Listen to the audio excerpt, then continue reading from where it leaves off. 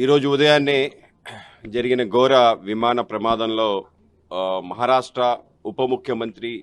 అజిత్ పవార్ గారు మరణించడం చాలా బాధాకరమైన విషయం. మహాయూతి ప్రభుత్వం మహారాష్ట్రలో అద్భుత విజయం సాధించడానికి, అలాగే ఈ మధ్య జరిగిన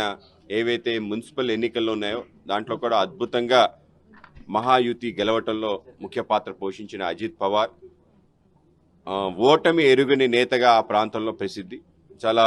చిన్న వయసులోనే రాజకీయాల్లోకి వచ్చి అంచెలంచెలుగా ఎదిగి వాళ్ళ మామగారు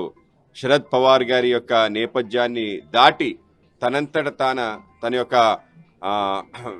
తన యొక్క వ్యక్తిత్వాన్ని ముందు నిలుపుకుంటూ ఒక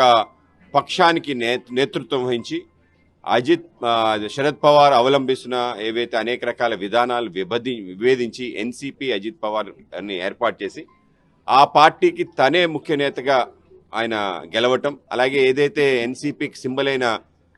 గడి ఉందో, ఏదైతే వాచ్ ఉందో ఆ వాచ్ను కూడా తను తీసుకురావటం, ఆ విధంగా నేనే నిజమైన ఎన్సీపీ అని చెప్పి ఆయన చాటుకోవటం, ఆ విధంగా ఒక గొప్ప ప్రజాదరణ కలిగిన అజిత్ పవార్ ఈ ఉదయం ఆ అకాల మరణానికి నేను ప్రగాఢ సానుభూతి తెలియజేస్తున్నాను.